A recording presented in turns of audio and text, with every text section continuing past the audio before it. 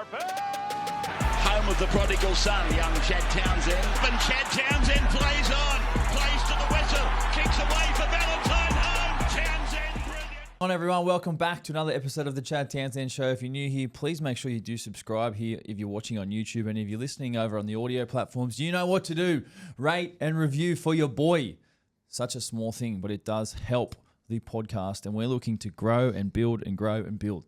Slowly, of course, slow and steady, but just trying to be consistent. And I'll tell you what, someone who has been consistent and been here every week so far this season. Let's bring him in, Victor. What is good, mate? How are you? I'm good. Had a great weekend. We lost finals yesterday, but oh no, season's over. But it was a good one. Yeah, so nice. We're happy. How was your weekend? I had a good weekend actually. I commentated on the weekend, which was good. Tigers versus Manly game. Other than that, did some training and hang out with the family, and yeah, it was good. Actually, didn't rain, so that was didn't rain, which is positive. Amazing. Even though the outlook this week doesn't look too great, but we're not going to let that dampen our spirits today. No. We are getting after it today. Let's have a look at what we got on today. Obviously, what's trending in the NRL. There's a fair bit that has happened in the past couple of days. We react to this past weekend and the big results from the weekend. We've got top 5.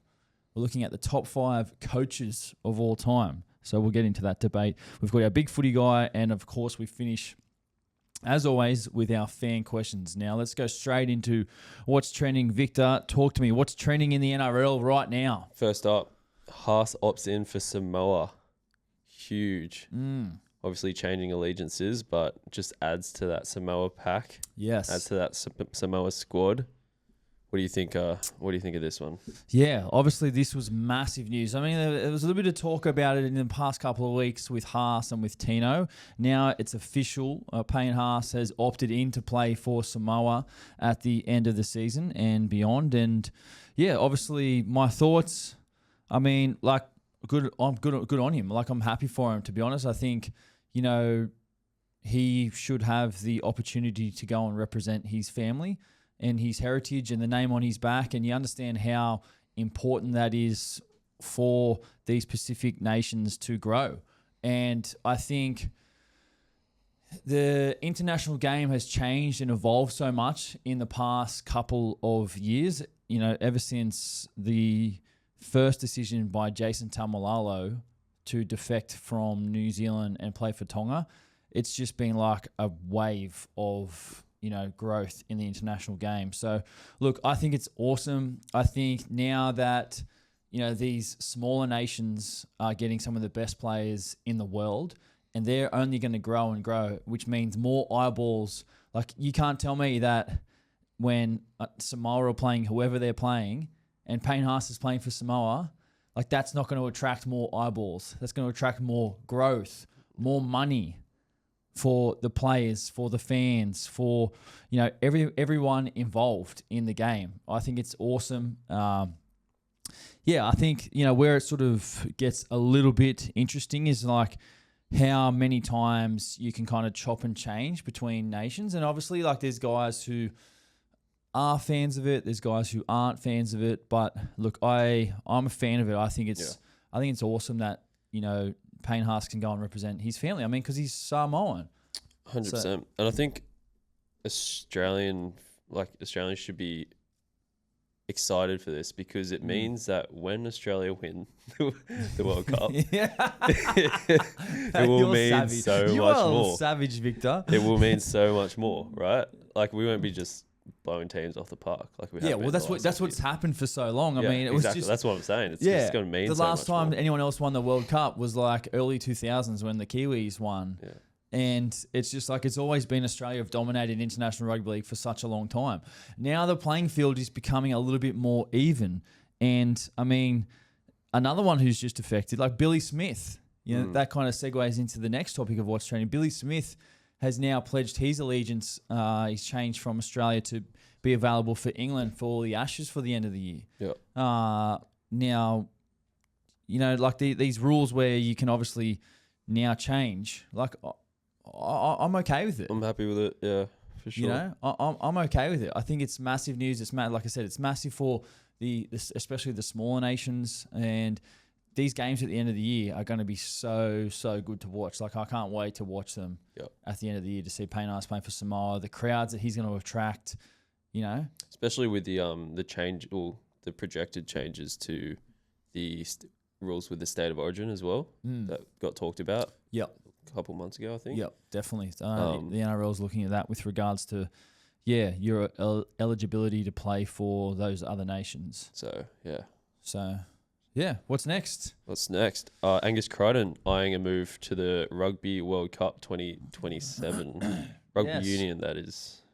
I did see that, actually. Yes. I read that over the weekend. I mean, obviously, you take it for what you understand. When you see an article, you don't always know the full extent of the truth about it, especially when there are some journalists writing about it. But, Angus Crichton, from what I read, was off contract next season. Obviously, got to know Gussie a little bit this year. He's one of the great guys in rugby league, an awesome fella, such a good teammate. And I thought on the weekend he had one of his best games of the season, to be honest, which we'll touch on a little bit later. But, obviously, I think he's always kind of gets sort of tossed up with rugby because he's played rugby in the past and he loves rugby. And obviously getting a little bit older in his career, he's a veteran. He's been around for a long time, done everything you can in the game of rugby league. So, for him, what the article said, if he can't get a deal done with the Roosters, he doesn't want to play for another club. And that would then potentially mean that he would look at playing, rugby union for, I assume, a team in Australia, so he can play for Australia in the Rugby World Cup in 2027. Yeah, I think it was also, the R360, the Rugby 360 competition that was eyeing him up as well. Right. Which they said was nothing but he said that was nothing but a whisper on the Channel 9. Yeah, right. Nothing but a whisper. That's what I mean. Like, it's all obviously speculation. I mean, every man and his dog's getting touted with R360 at the moment. Zach Lomax. Yeah, I mean, you don't know how true that is and when that's going to happen and what it actually means. But I guess, what I will say about that is, like, Angus Crichton is a valuable acquisition to wherever he goes. And if he plays rugby and he wants to play in the World Cup, like, that'd be awesome for him to go and do that. Obviously, very, very loved at the Roosters. And like I said, I've enjoyed my time getting to know him. But, obviously, it'll be interesting to see how that happens. And obviously, Mark Nawanga-Nitawase is probably another one. Yeah. Just quickly, where he's come from rugby, got a rugby background. He's shown that he can handle the NRL quite comfortably. So, obviously that Rugby World Cup is probably something that he potentially could be interesting. I mean, obviously it's good for those boys to have those decisions to make, what I'm saying. So, Sure. Next up, Perth Bears chase premiership winner Scotty Sorensen, your brother-in-law. Yeah. And the Sharks skipper Cameron McInnes.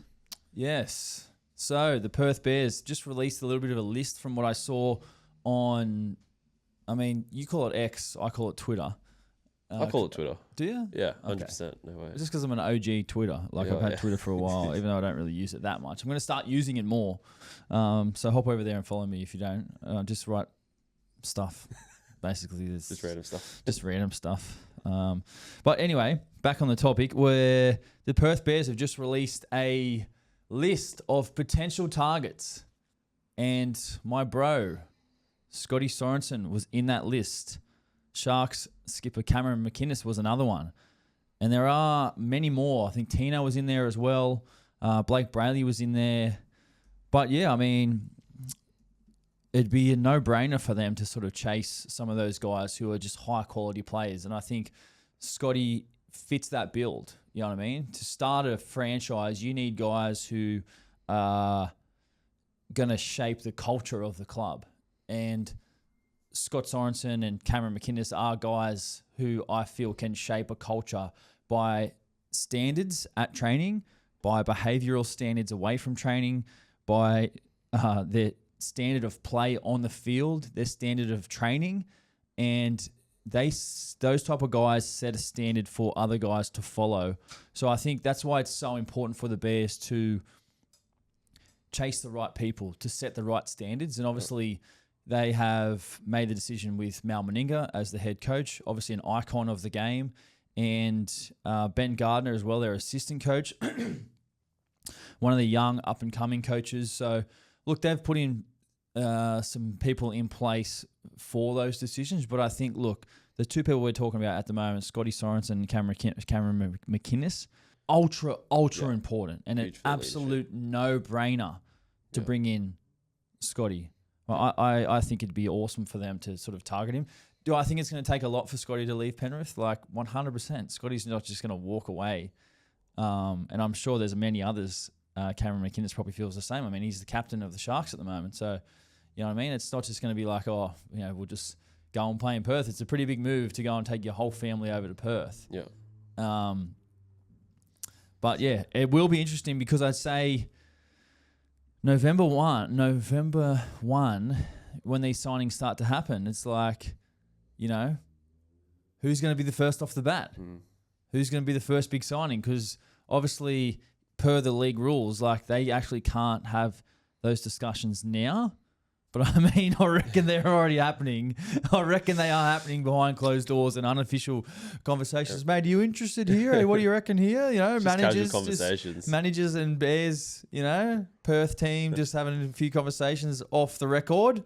I reckon they're 100% they're happening. 100%. But then November 1, then you've got to be like all official with like your approaches and your offers and things like that. So, yeah, it remains to be seen about what happens, but interesting times and good times for the players, like I said, to have those options, you know, in front of them. How much do you think Perth being so far away from everywhere else will impact players' decisions to go there? I think a lot. I think most players want to live on the East Coast. Yeah. Most players like to live in Sydney from, you know, obviously there's so much more happening in Sydney.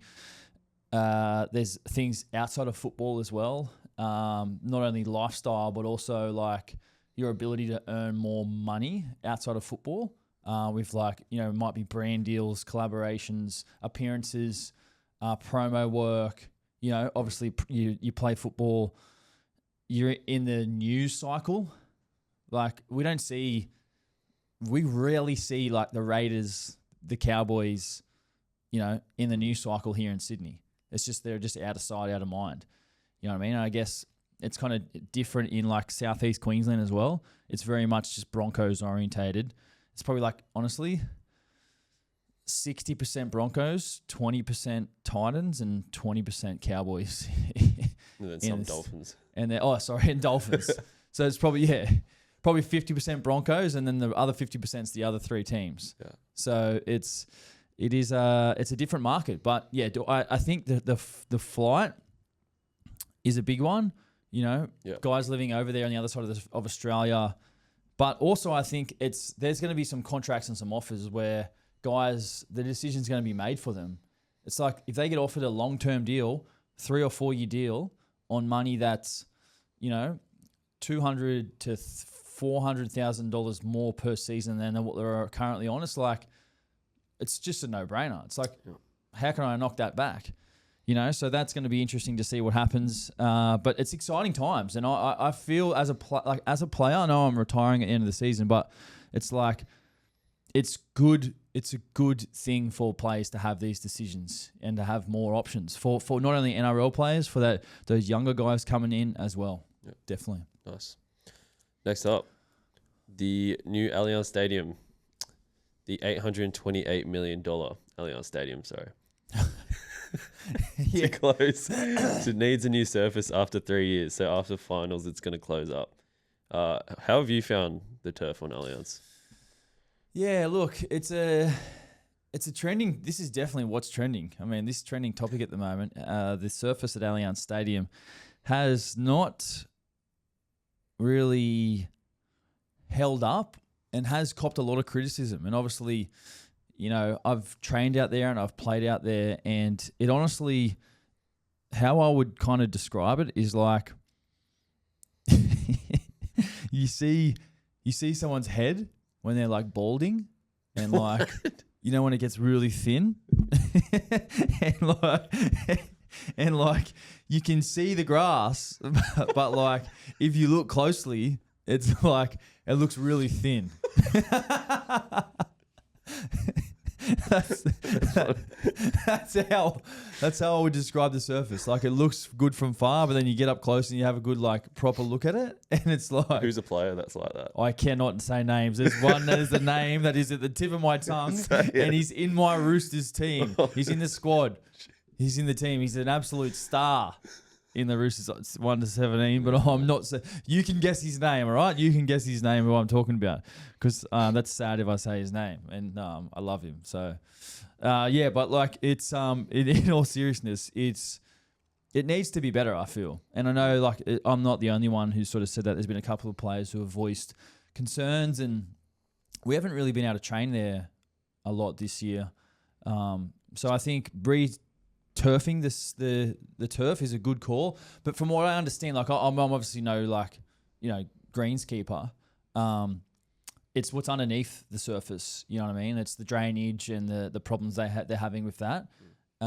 So yeah, obviously a fairly big investment to kind of re-turf it, and obviously I mean there's no doubt that the ground staff would be doing everything they can to try and get it into the good condition that it needs to be. And obviously it does, because it is such a, the stadium's like, it doesn't have a roof, but it's like it does cover a significant part of the field. The sunlight, the sun that the grass gets is obviously very limited as well. Like you always see, it always has like the UV lights on it, to promote the growth. So yeah, an interesting one, but I feel like with the investment of the $828 million, as Victor's just said, done his research, like, you'd think that it could be a little bit better because the facilities and everything else around about Allianz Stadium are incredible. And it's probably the best stadium to watch a game at. Yeah. I've been to a couple this year. It's a great stadium. It's a great stadium, and we need great playing surface to match it. Yep. Next up, South's Twitter post regarding AJ's try record. Yes. Do you want to read this out, or do you want me to? No, you got it. All right. I did see this, and I was like, what's actually doing? So let's get it up here on the screen. AJ213. As Alex Johnston approaches NRL history, excitement is building across our passionate members and supporters. When AJ breaks the record, we ask that fans celebrate from the stands. Entering the playing field carries significant penalties, including fines up to $5,500 and stadium bans. We will ensure members and supporters have the opportunity to celebrate with Alex Johnston at our next home game. Let's make history together. Glory, glory. Yeah. Doesn't say very glory to me. I'm not a massive fan of that, to be honest. Yeah, neither. I know we kind of said it on the podcast a while ago that we think it'd be cool for fans to go onto the field. Look, I don't want to stand here and kind of tell you guys what to do, because I'm sure everyone will make their own decision about what they want to do. But I mean, I was just a massive fan of what the AFL did with Buddy Franklin and those photos and that moment. Like, we're talking about history. We're talking about potentially not seeing a guy do this ever in our lifetime. Yep. Like, this is a once-in-a-lifetime opportunity to make that moment the most spectacular and special moment in not only Alex Johnston's life and probably South Sydney club history, in the NRL club history. So, you kind of just want to go with the flow and just let it all happen organically. Nothing needs to be planned. It's obviously he's getting closer and closer, but it's just like, let's just do whatever we want to do. You know what I mean? I don't think I'm not a massive fan of like the threat of putting a fine there for people. It's like, yeah, it's a bit weird. Yeah. I think you were saying before the pod that you were going to pay for people's fines if they did storm the field, right? Is that what you told me? I think before? No. So, public announcement. No, I don't know. I mean, I don't have a job next year, so I'm unemployed. So I will not be doing that. But I am also, I'm not telling you to go on the field, but I'm also not I'm not telling you to do either. I'm telling you make your own mind up. If someone else does it, do it. I mean, if there's 10 guys who are willing to do it and everyone else wants to follow, like They can't get you all. So. they're not going to find all of yous. Yeah. So, but it's going to happen this year, I feel. Yeah. He's only a couple off. 4 or something? Yeah. Yeah. So With how many rounds left? 3 3. rounds to go. So, yeah. Let's move on to all the reaction from this past weekend, and it started Thursday night.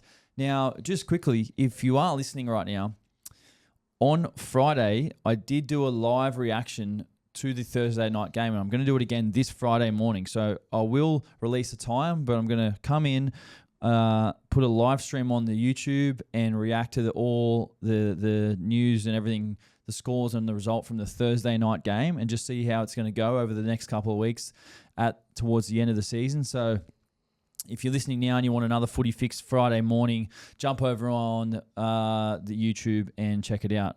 But yeah, Melbourne 22-18. Now this game was absolutely crazy, high quality game. Both teams completing at unbelievably high percentages. Penrith were just suffocating the Storm in the first half with field position. It was just like the Storm were just coming out of their own end for such a long time. They only had one incomplete set in the first half, the Panthers, and they were dominant that whole first half. I mean, the second half, they made a few errors late, especially like Dylan Edwards had a few handling errors, which put them under pressure at the back end of the game. But ultimately, the big talking points out of this game, and we're just going to go straight to it, was the Moses Leota positioning on the penalty. Now, we do have a clip of Nathan Cleary from the press conference. Let's hear what he had to say about that instance. Tell the truth. I just, if that was in the field of play and you run a block shape, it wouldn't be an obstruction because they ruled that out. Particularly if you're defending a 3-man and you play for the obstruction, then they don't want that in the game. But for some reason, it's different for a field goal. I thought the blocking rule was brought in so then people wouldn't stand next to the play of the ball. Moses wasn't in that position. I don't believe that everyone can get behind me on that field goal. And then, essentially Harry played for it because he knew he was going to get the penalty, but I don't think Moses moved at all either. So, it was pretty frustrating. Yeah, well, I agree with everything that he said, to be honest. Nathan, he's got very, very valid points. You know, to be in that position, and they changed the rules with regards to going for field goal. You can't be in that position as a blocker, but obviously it's different with regards to, obstruction in the actual rule of play. So I get that sense of frustration, but also it was pretty clear that you cannot have a blocker anywhere in front of a field goal kicker when you're going for a field goal. You know what I mean? Which I'm not a massive fan of that rule because I'm like, it's like black and white. It takes out any opportunity for a blocker to be there, but it's just, you just can't be there. You know what I mean? We spent a whole week in preseason just practicing on field goals and positioning of forwards. Yeah, the thing Moses could have potentially done was just hit the deck or just run to the side and get out of the way. Yep. But, unfortunately, you just you cannot be in that position. So the most frustrating thing was obviously he kicked a clutch field goal. You know what I mean? So, and because Moses was there, Harry Grant 100% he played for that, and he knew that, and that's Harry Grant's footy IQ in the game. He was there, he saw him. It's I'm just gonna, because there's no doubt the line to Nathan from Harry, he could have run on the inside of him, but he sees him there, and instead of running on the inside of him, he runs on his outside and just runs straight into him. And he milked it, but it's gamesmanship. And I've seen some guys, some old commentators, old journalists over the weekend, I'm not going to say names, who have said that's the gamesmanship and they didn't like it. And I was just like, that's because you've never actually played a game in your life. Yeah. You don't actually know what gamesmanship is. Gamesmanship is you do anything to win. Yep. And that's what Harry Grant did. If there was any one of the Panthers players in that position, 100% they're doing the exact same thing. We're doing anything we can to win. And if running into someone and diving over so you can get a penalty is going to, that's going to get you a win, 100% you're doing that. So, look, I understand it from both sides. I understand, like I said, I really do understand the frustration from Nathan's side, in the rules and how they're kind of policed with regards to the blocker, because kicking a field goal in the championship rounds, in the clutch moments, or in Golden Point, without, a blocker or anyone there is unbelievably hard. There's so much pressure. Everyone's in your face. Everyone's leaving early. So would have been a good moment, cool moment for the Panthers. That would have put them top 4 as well. Yeah. Against the Storm, who was second. It's just, yeah. Yeah, I mean, it was a good game. And obviously a good game with a controversial ending that we're all talking about. Doesn't get much better than that. You know what I mean? 2 teams, not much in it at all. Obviously the game, that was the field goal disallowed. Storm get the penalty. They get on the other end. They can't execute a field goal. The game goes to Golden Point. Harry Grant then gets in front of the sticks, and instead of going for the field goal, Munster's back behind the post. Harry Grant throws the nicest dummy ever back. Both markers and A defenders go and put the pressure on, because it's like everyone's going at that moment of the game. And Harry Grant goes himself and scores. I feel like that was spoken about and planned by Harry Grant and the Melbourne Storm, either earlier in the game, during the week, or at some stage this season, where it's like if we get to that moment where it is Golden Point and all the pressure's going, it's like dummy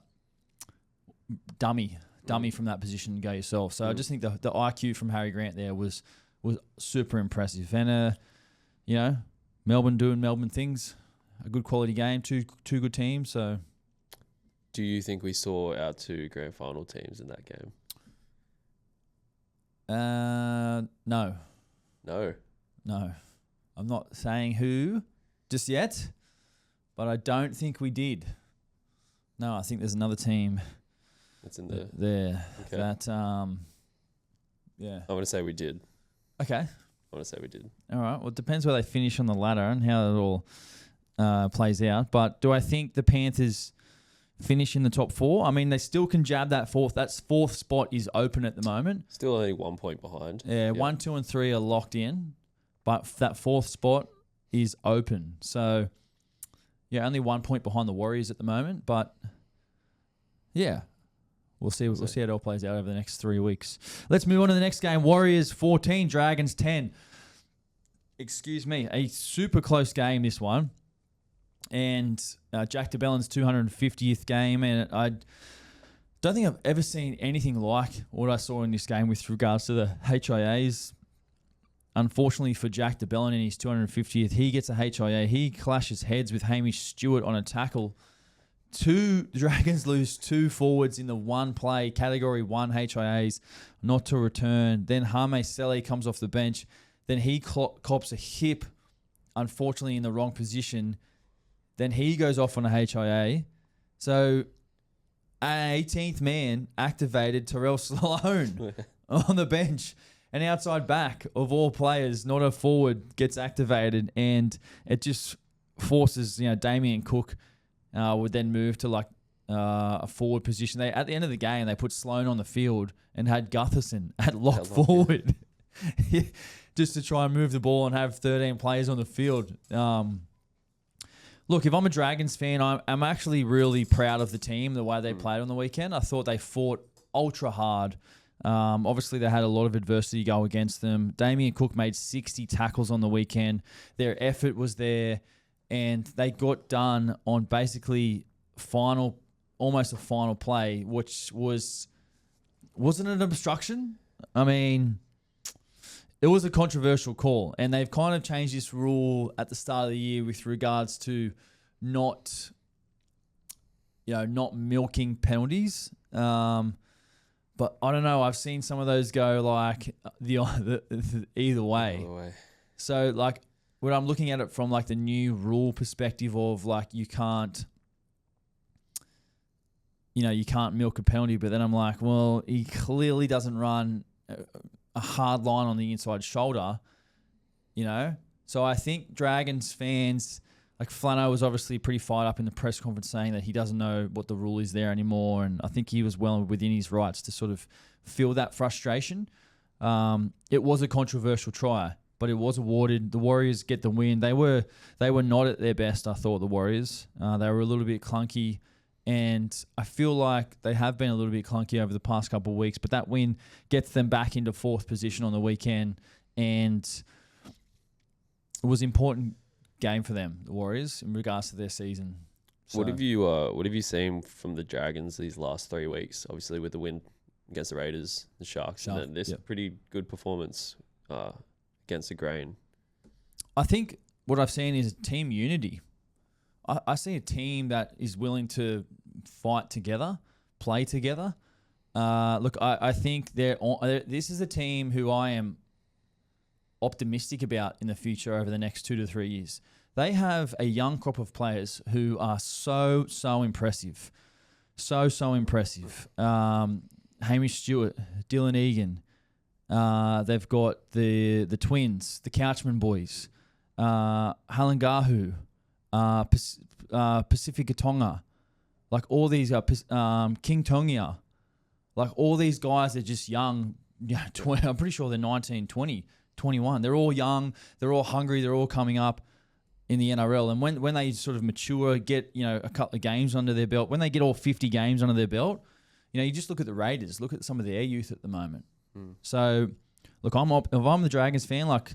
I'm optimistic about it. And obviously Flano's just re-signed. They've got stability in the coaching position, so yeah, I feel like they're on the up. Yeah. And I like their fight at the moment. So it's a big end of the season for them. Like they need to string some of these wins in the final 3 games so they can build on to that for the next. Just look what the Tigers have done at the moment with their win in the weekend.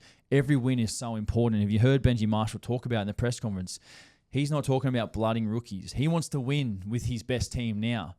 So, yeah. Good for them. Happy for the Dragons. Let's move on to the next game. Roosters 32, Dogs 12. Sheesh.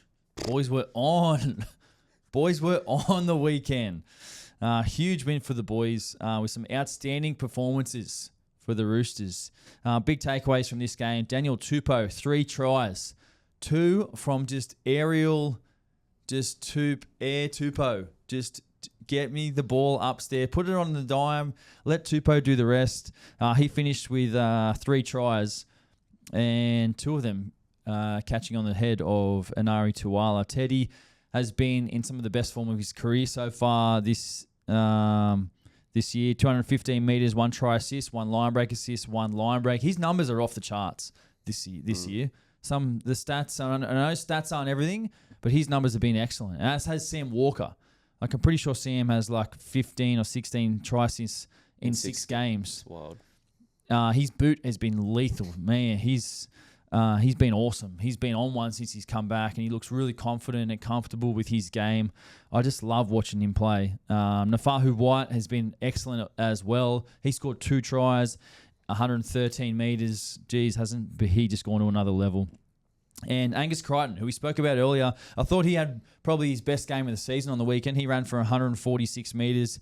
Just looked powerful. Just was running hard into the line, breaking tackles. And I thought he was really, really dominant. So many good performances across the board for the boys. The physicality was awesome to watch. I just feel like they were too physical for the Dogs. The Dogs couldn't handle it. And that's Roosters football. That's the way they like to play. They're very physical and, they want to come and bash you. And I thought they did that to the Dogs on the weekend. And it's probably, it was probably disappointing for the Dogs. I mean, there's a sense of frustration among their fans with some of their, I guess, they've made big decisions over the last month. What he's doing with the Dogs. Yeah, well, obviously they've made some big decisions with their team. Obviously Sexton out, Marnie back to the bench, Galvin into the starting halfback, and yeah, like these are all, they're massive decisions for the future of the team. But we're talking about like win now, you know what I mean? And I think there's no doubt it's probably affected the way that they've played. And I'm not sure, what the solution is. I mean, Cameron Ciraldo said that they were very off on the weekend, and he's like, there could be changes to their team moving forward with regards to some of the, the attitude of players. Marnie played 28 minutes off the bench on the weekend. And that Galvin-Burton combination, well, it's still probably building, you know what I mean? They have played some okay football, but I don't think they've played as consistent as they've needed to. And you look at the way they're playing now compared to how they played at the start of the season, it's like very, very different. You know what I mean? They're not playing nowhere near as well as they were playing at the start of the year. And Ciraldo has to find out why that is. And look, he's a great coach, and I'm sure they will find that out. But the Dogs need answers, and it's a big game for them this weekend. Do you think they made the right decision to make all those changes at the top of the table? Yeah, like look, they're well within their right to change and make big decisions on what they think is the best for the football team moving forward and their future. But what I will say, like, ultimately they're massive decisions with pretty big repercussions. Like, if they continue to not play as well and sort of limp to the finals and then bow out in straight sets in the finals, it's like, well, who's accountable for those decisions? You know what I mean? It's the big wigs at the Dogs. But then if they get back on their horse and they go into the finals with some momentum and they go deep into the finals, we're just like, well, we're okay with, the decisions. But it's like, the expectations for the Dogs is I think they feel like they can win the comp. I think everyone thought they were going to win the comp at the start of the year. So it's like, is the comp winning the comp? You know what I mean? Is that our standard? Is that our expectation? Yeah. And we work back from there. Like, because I think with the way they were playing at the start of the season, like they were a team that could win the comp. But then if you ask me that now, the way that they're playing right now on the weekend, I don't feel like they could win with how they're playing at the moment. Like, I feel like they're not playing as good as they were. Yeah. And like, you look at their team, they're a class team. I mean, Crichton's been in incredible form. The Connor Tracy's back on the weekend, but yeah, I think the biggest thing for them, the most disappointing thing was probably like that they got beaten on that physicality. And the Dogs have been pretty physical with their line speed a lot so far this season. So, look, Roosters are flying, sitting in 8th position at the moment. That's my last question. Do you think the changes has affected the playing group, like chemistry-wise? Yeah, potentially. I mean, the Reid Marnie one was sort of come out of nowhere, I feel like. But, yeah, look, it does, I guess, create a bit of... obviously, you play with someone for so long, there's obviously combos and stuff there, you know what I mean, with passing and personnel. So, I feel like that's definitely changed, and you kind of need time for those combos to build. They don't really have time at the moment. Yeah. All right, let's move on to the next game. Sharks put the Titans to the sword, 54-22. The biggest and most important takeaway out of this game was the injury to Cameron McInnes with a suspected ACL injury, which would then mean season over and probably half of next season as well, which is just devastating news for the Sharks skipper, who always leads from the front, Cameron McInnes. What does that mean for the Sharks now moving forward for the rest of the year? Well, it just means the rest of their forward pack are going to have to stand up.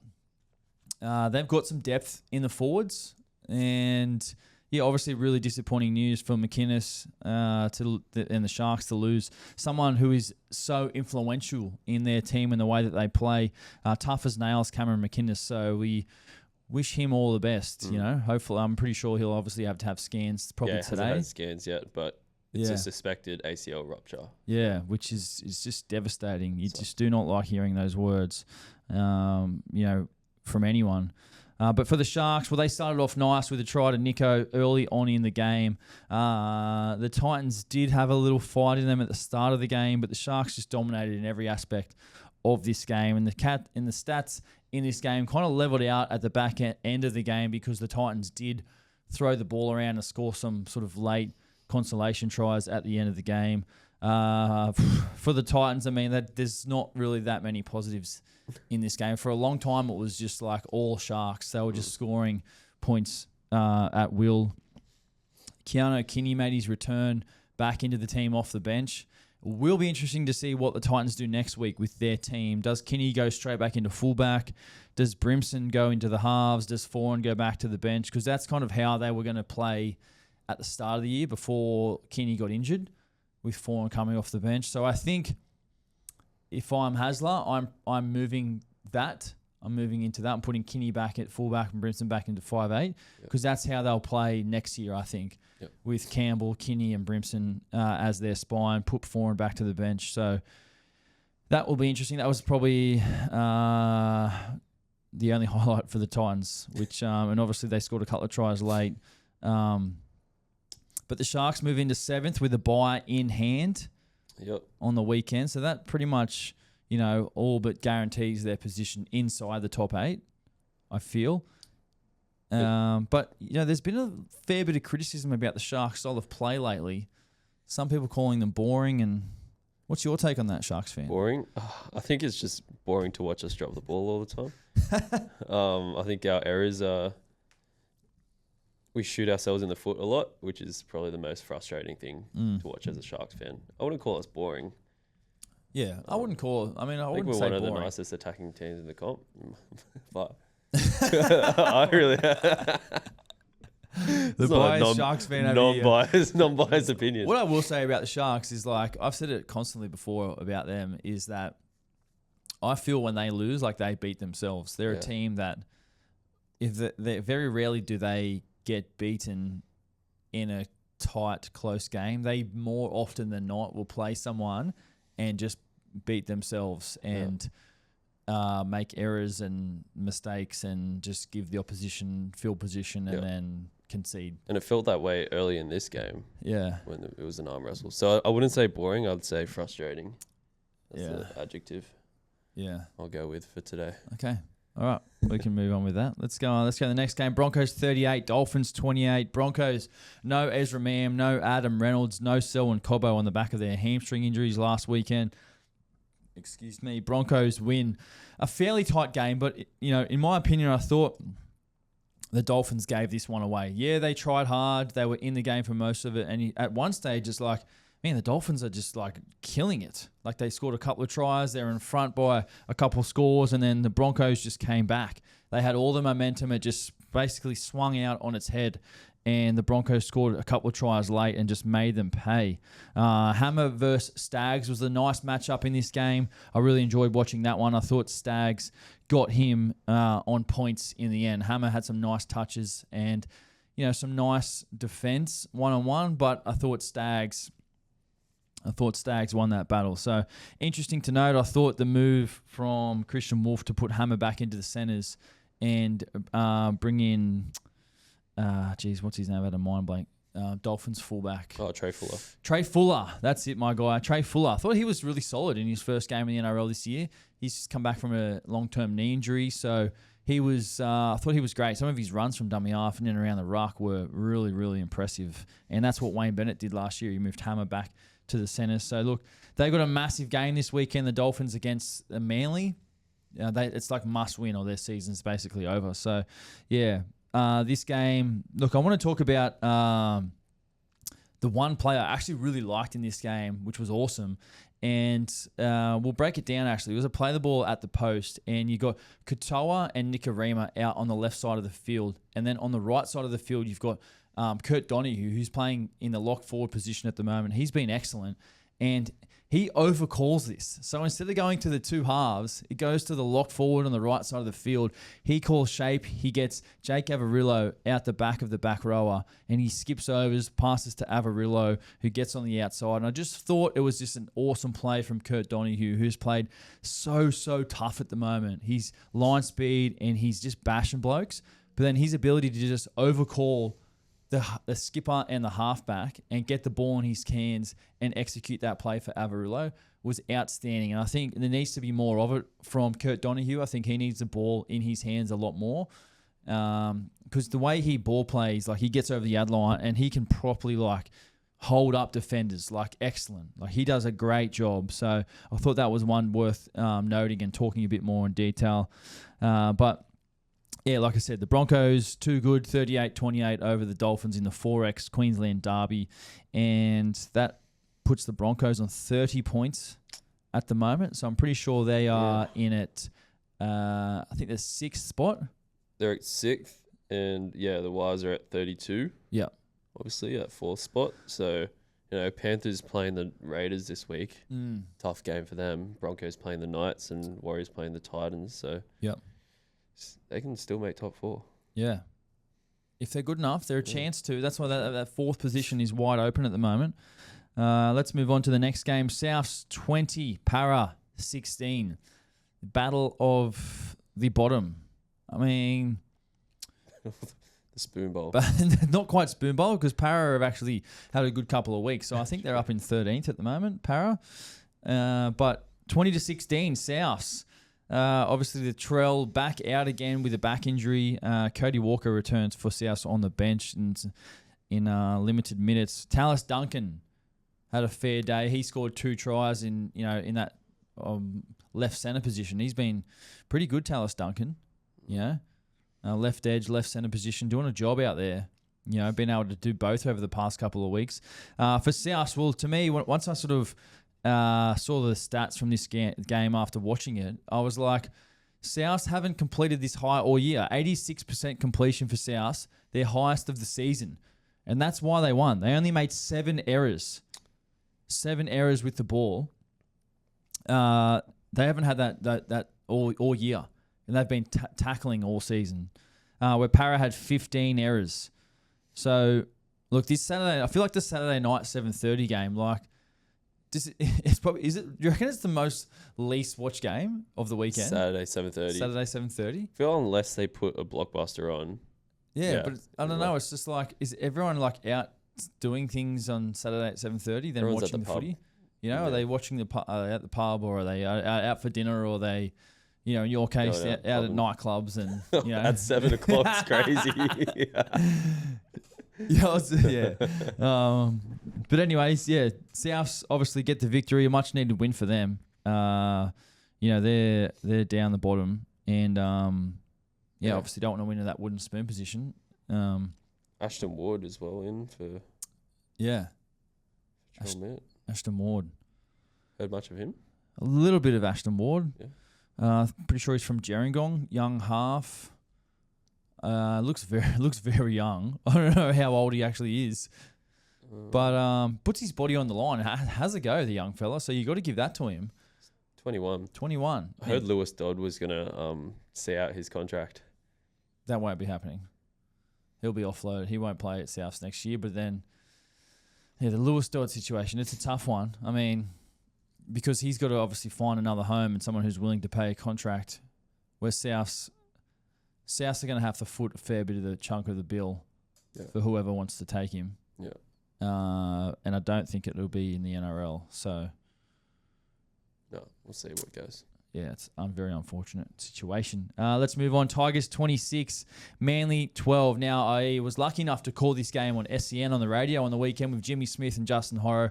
Had an absolute ball. Jeez, it was an awesome time. Absolutely loved it. Manly, well, from the very start of this game, you just think that they were going to be on. Tolu Kola scored in the first set of the game. And then from that moment on, it was pretty much all Tigers. I mean, Manly did create a stack of opportunities, which they could not make them stick. The Tigers would then score through Dewey off a nice offload from Jareem Buller. But like I said, Manly just not able to make their opportunities stick. DCE, I thought, tried his absolute backside off. We were sort of joking on the call that he was going rogue because he was like chipping over the top and doing things that he hasn't really done much this year. But it was just like all from the back. Like, you could not blame the amount of effort that Cherry was actually putting into the game and the things that he was trying. the opportunities that Manly created, like, Tommy Talau, that double movement, on the back of when Taruva and Buller dropped that spiral kick from Cherry Evans. Taruva scored a nice try out the back on the left edge.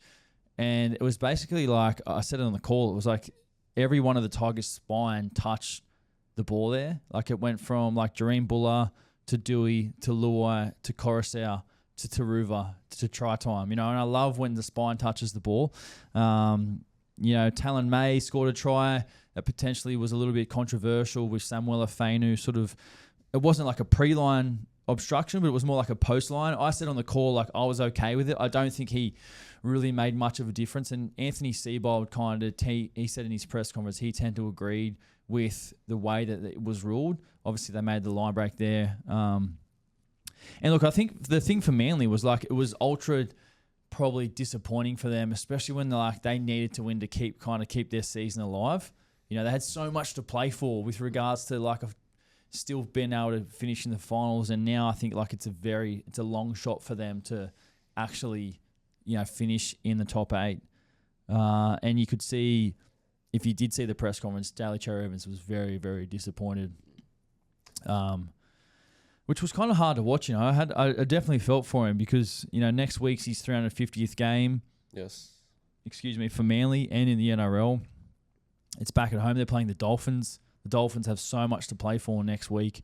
And, obviously he's still yet to sort of announce what he's going to be doing next season. And there's only 3 weeks to go in the regular season. So you think it's going to come up in the next 3 weeks, whatever he's doing. I've got no idea what's going on there. And, but what I will say is I think it's whatever it is,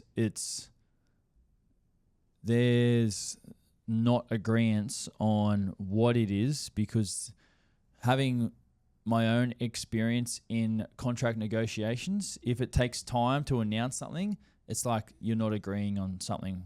So it might not be like terms, it might not be like years, it might not be on money, it might not be on details.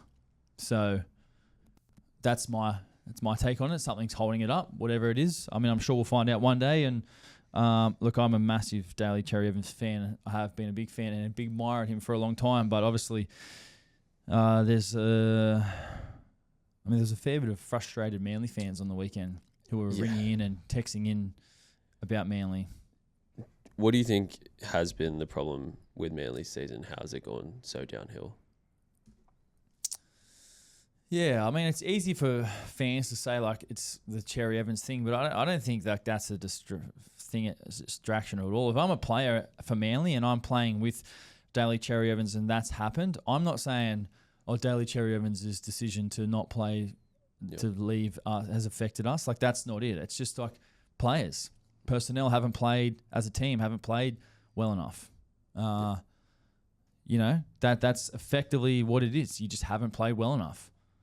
So what happens when you lose or you have failure is everyone's searching everywhere for answers. And it's everything comes under the microscope.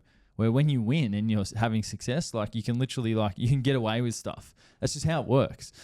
Things tighten up when people are losing. So but a good win for the Tigers. They're still mathematically able to make the top 8. So they are.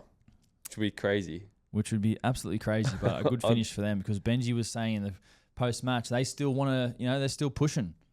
So I loved hearing that. If I'm a Tigers fan, I like their team at the moment. I think they're very settled. They've got to keep Buller. He's the big one. They've got to try and re-sign, because they've got everyone else on long-term deals. Coruscant, Luai, Dewey now. So I think Taylor May's been good as well. Taylor May's been an excellent addition. He's someone who they'll probably want to keep. Obviously, Terrell May, I thought he was man of the match yesterday. He was great. What a season, yeah. Hey? Great season. I put him as my man of the match for SEN yesterday. So, had a great game. Let's move on to the last game of the round. Cowboys 38, Knights 4. Cows finally put in a nice performance. The boys, yeehaw. Dominant win for the Cows. Watching them light it up, I was like, the boys. This is my boys. Drink scored early. Drink had an absolute day out. Scored in the 3rd minute. Basically the first time attacking the Knights line. He kicked 6 for 6. Drinky with the left boot finished with 2 tries, 2 try assists, 1 line break and 1 line break assist. Tommy was also great in this game. He had 1 try, 1 try assist. This game, you're going to be just blown away by this. An insane amount of errors. Cowboys pretty much set a record for most errors in a game. 23 errors. That's wild. And I think Knights had 16 as well. Knights had 16 errors. Both teams finished with 67 and 68% completion, which is just terrible. That is terrible. Cows, 23 errors. I mean, wow, what's actually doing? And I know the Knights kind of weren't really in it at any stage. The Cows had a lot of momentum for pretty much the most of the game. And obviously the Knights, they've faced their adversity with injuries this year. Connor Vitano made his debut. He had some really nice touches. The Knights had 1 forward run for over 100 metres, so FOOTY. And the Knights currently sit in 16th position, only in front of the Gold Coast Titans. So, look, a disappointing season and disappointing day for the Knights. Adam O'Brien didn't really have any answers in the post-match press conference. So, what do they need to do in the off-season? What do the Knights need to do in the off-season? They need to... I mean, they've got a lot of injuries at the moment. But, I don't know. Just something needs to change there, I feel. I feel like they've been like this for the last couple of years. Yeah. I mean, this is the most injuries they've had. But it's like... Yeah, I don't know. I feel like there's a lot of potential there at the Knights, like if you see a Knights and they're playing their first string team, like, I don't know, I feel like they're in there with a chance to beat anyone. Yep. But it doesn't look like that at the moment, obviously, with, the personnel they have. So, yeah, and for the Cows, like, a good win for them. It's always, like, obviously they can't make the 8 either. But, like I said, you want to be kind of finishing on good terms. They've only got 2 games left because they've got to bye the last round. So, yeah, obviously you want to finish as high as you can. Have you liked Purdue back at centre? Yes. He was excellent. Yeah. He was excellent. Give him some time and space, and he is unbelievably hard to handle.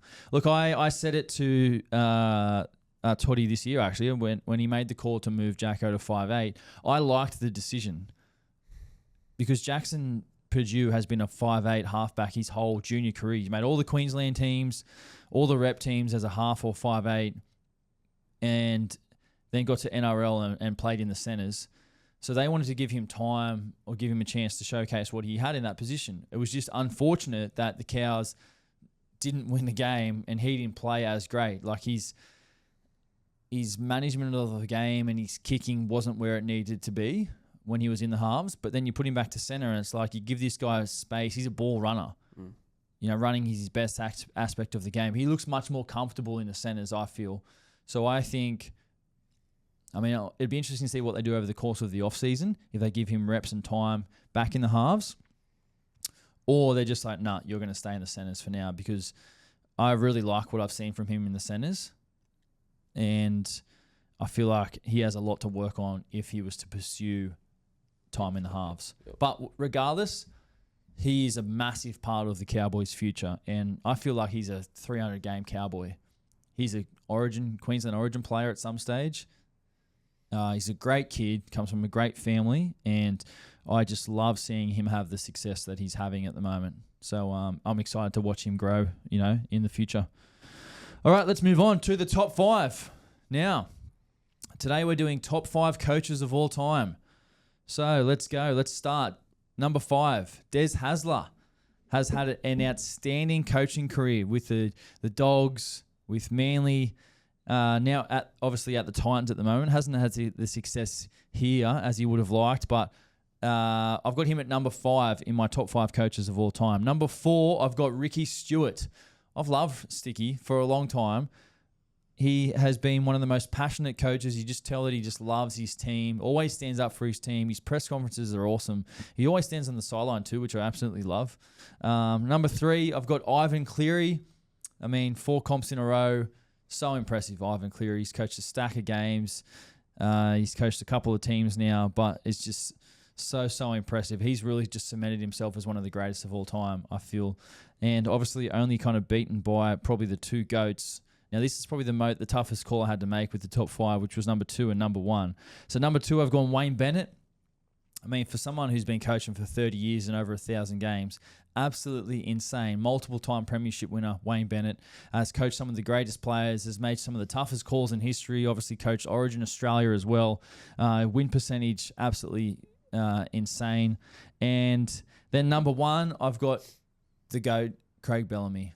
I just think, man, what Craig Bellamy's done for the last 20 years at the Melbourne Storm consistently gets this team into the top 4. And it's just a given that the Storm just finish in the top 4. He's got one of the greatest blow-ups you'll see in the coach's box every single week. Spit all over the glass. I'd love to be a fly on the wall in some of his meetings and to see how he operates would be an absolute treat. Hopefully I get that. That'd be awesome to do one day, but we'll see what happens. And my honourable mentions, Jack Gibson. Now, I didn't see much of Jack Gibson. He was a bit before my time, but after doing my research, he was up there with one of the best coaches we've seen. And I had Tim Sheens as well. I saw a little bit of Tim Sheens in my time. He coached before and during my career, so I thought he was worth noting as well. Let's move on to Big Footy Guy. Our 3 nominations for the Big Footy Guy of the Week. Nafahu White, 2 tries, 6 tackle breaks, 1 line break, 113 metres, 22 tackles. Dominating at the moment. Reece Walsh, number 2 on Big Footy Guy. 1 try assist, 12 tackle breaks, 2 line break assists, 249 metres. He was absolutely on fire for the Broncos on the weekend. And Scott Drinkwater, 2 tries, 2 try assists, 5 tackle breaks, 1 line break, and 1 line break assist. Victor, let's move into our fan questions. With all the training you guys do, how are some players still out of shape?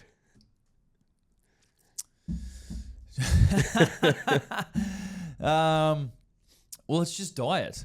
If you're out of shape, with the amount of training that we actually do, if you're still out of shape, you are eating like shit at home and away from football. Like, you should not be out of shape with the amount of training that we do. It's like the amount of sessions we do per week is just crazy. Like, your job is to work out and be fit and healthy. So if you're overweight or your skin folds are poor, your diet must be terrible. So it comes down to diet. And diet, I'm no dietitian or anything, or exercise physiologist or whatever you want to say, but it's like 80% diet. So if you want to get in shape or you want to lose weight or you want to put on weight, your diet needs to be like on point. And then obviously your training and everything aids that food intake. Yep. Are there players in the comp right now that are out of shape? 100% there are. Definitely. I tell you what, there's players who have left the NRL and are playing in the Super League now who are so out of shape. I'm not going to say names, but I've seen some of them and I'm like, you don't look like what you used to look like in the NRL. Yeah. Fair enough. Thoughts on introducing a song of the week for the outro. I want to see the inflictor bopping.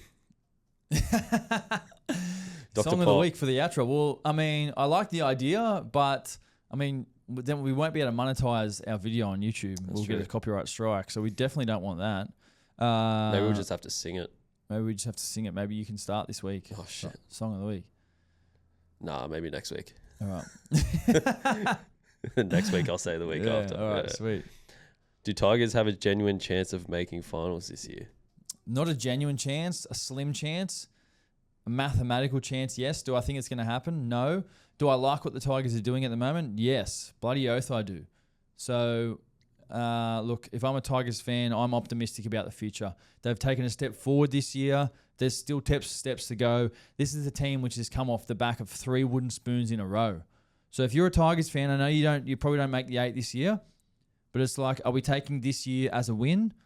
I think so. I mean, I know there's still 3 games to go, but it's like, if we can get 2 of these 3 games, 2 out of 3 to finish the season, I feel like they're on 9 wins at the moment. To finish with 11 wins, it's a win. It's a win for the Tigers. Yep. Great. Are most players financially responsible, or do people have to pull them up sometimes? Most players are, but there are some who aren't. There are guys out there who need help with finance. There are guys who, yeah, I mean, it's hard because you know guys in the league, but then you don't really know them with, I guess, their spending or saving habits unless you kind of speak about it openly. You know, some guys speak more about money than others, and investments and things like that. Some players gamble more than others, you know what I mean? On horses or whatever it may be. So I feel like it's a topic that should be talked about, but also like it's important you get a team around you of people you can trust.